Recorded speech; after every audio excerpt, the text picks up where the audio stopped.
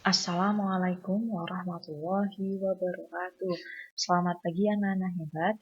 Baiklah, hari ini kita akan belajar tema 7, kepemimpinan, subtema 2, memimpin idolaku, dan pembelajaran 2. Adapun tujuan pembelajaran pada hari ini adalah anak-anak diharapkan mampu menjelaskan bentuk tari kreasi daerah. Kemudian, anak-anak diharapkan mampu memeragakan gerak tari daerah pasangan. Kemudian, anak-anak diharapkan mampu menjelaskan upaya menjaga kesehatan reproduksi pada masa pubertas.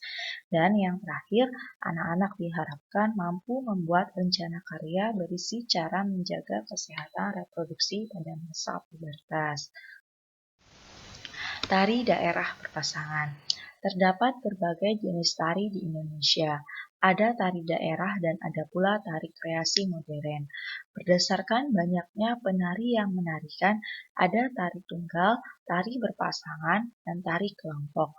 Berikut beberapa contoh tari daerah berpasangan. 1. Tari piring. Tari piring merupakan tarian yang berasal dari daerah Minangkabau, Sumatera Barat. Pada zaman dahulu, tari piring dipentaskan pada saat panen sebagai ungkapan rasa gembira dan syukur.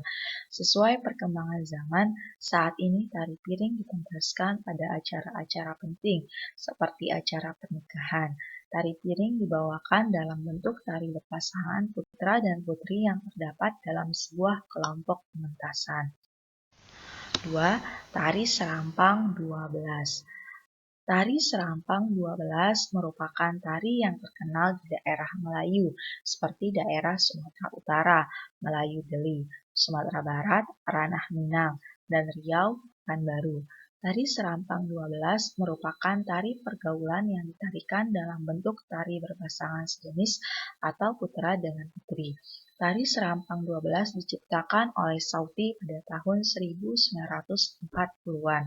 Tari Serampang 12 terdiri atas 12 pola gerak, pola edar, dan tata urutan yang didasari oleh gerakan yang ada dalam tari Melayu, seperti tari Mainang, tari Ronggeng Melayu, dan tari Zapin. 3. Tari Payung. Tari payung merupakan tari pergaulan yang dibawakan secara berpasangan. Tarian ini dibawakan oleh sepasang muda-mudi dan menggunakan properti payung. Payung lebih banyak digunakan oleh penari laki-laki, sedangkan penari wanita mengekspresikan gerakannya dengan permainan selendang.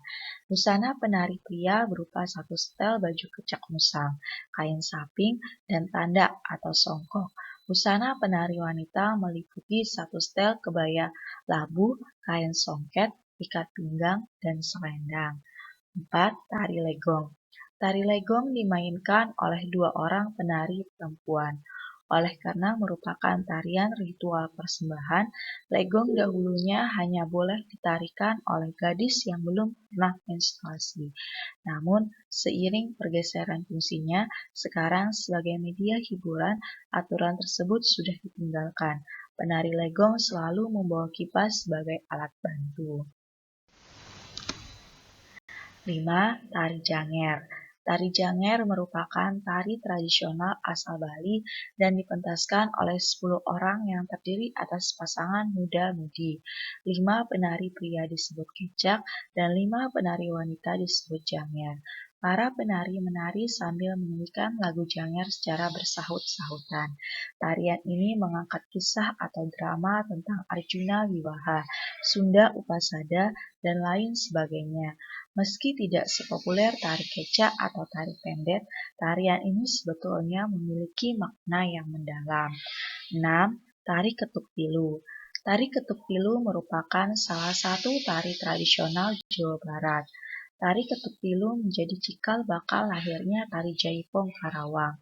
Tarian ini dipentaskan oleh penari-penari wanita dengan gerakan dinamis dan saling mengisi.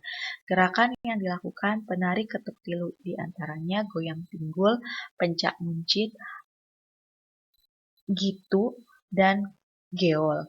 Nama ketuk tilu berasal dari bunyi tabuhan 3 buah bonang yang menjadi musik pengiringnya.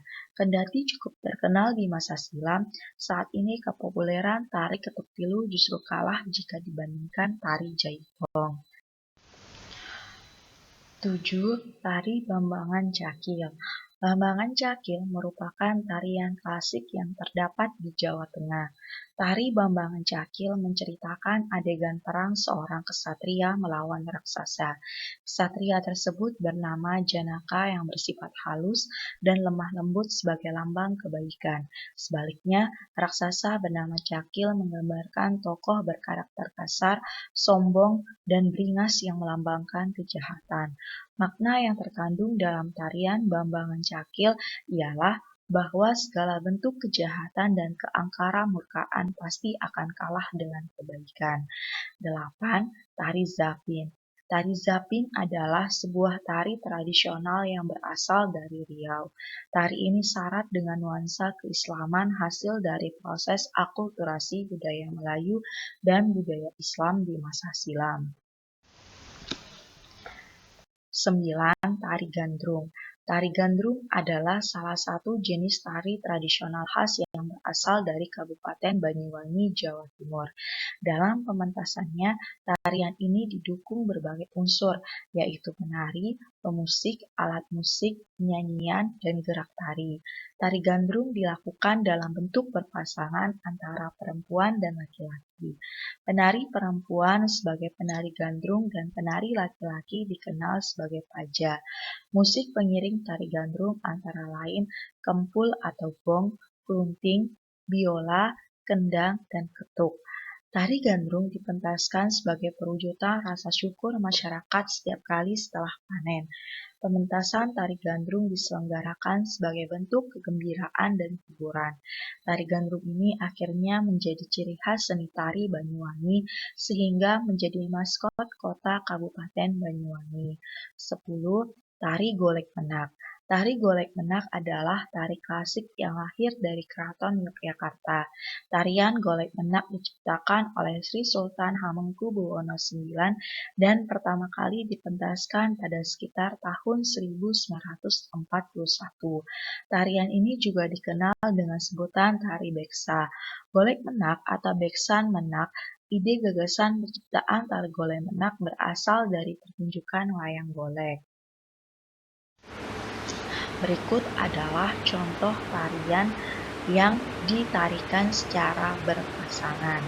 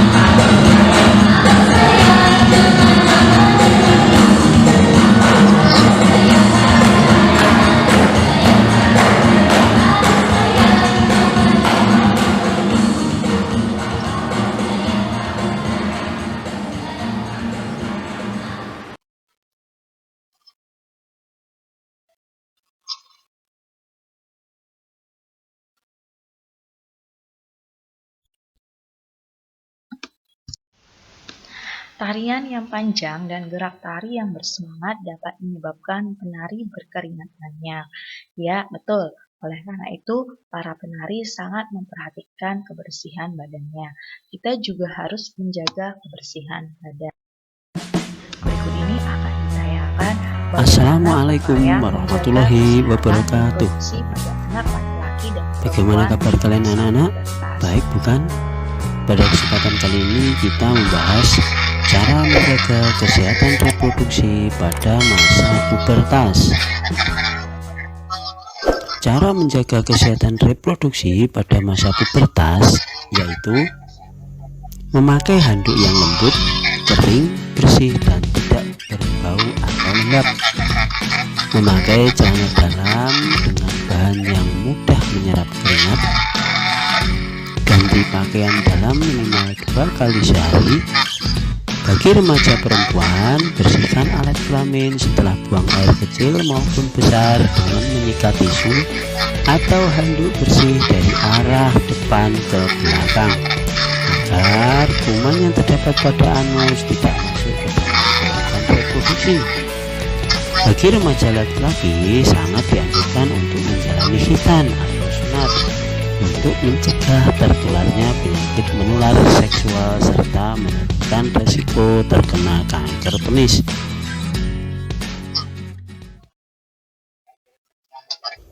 Kita bahas lagi cara menjaga reproduksi pada masa pubertas. Pada masa pubertas terjadi perubahan pada remaja pria dan remaja putri. Pada masa ini produksi hormon meningkat. Peningkatan produksi hormon ini menyebabkan aktifnya kelenjar minyak dan kelenjar keringat. Aktifnya kedua kelenjar ini dapat mengakibatkan jerawat dan tubuh berbau kurang sedap. Kebersihan dan kesehatan tubuh harus selalu dijaga, termasuk kebersihan dan kesehatan alat reproduksi. Berikut cara-cara menjaga kebersihan dan kesehatan alat reproduksi. Biasakan mengenakan pakaian dalam dari katun. Katun bersifat menyerap keringat sehingga kita terhindar dari kelembapan. Kelembapan pada lipatan kulit dapat menyebabkan tumbuhnya jamur kulit. Gantilah pakaian dalam setiap kali habis mandi atau setiap saat kamu merasa lembab pada pakaian dalammu. Bilaslah setiap kali habis buang air kecil. Gunakan air bersih. Setelah dibasuh, keringkan dengan handuk atau tisu. Bagi remaja putri yang sedang menstruasi, gunakan pembalut yang lembut. Gantilah pembalut setiap kali pembalut yang kamu pakai terasa lembab. Gantilah minimal 4 kali sehari. Terima kasih, semoga bermanfaat.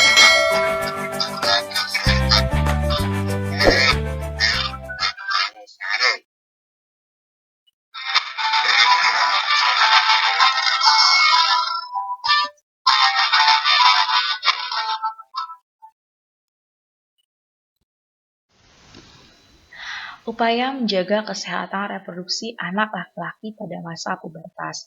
1. Membersihkan alat kelamin setiap mandi. 2.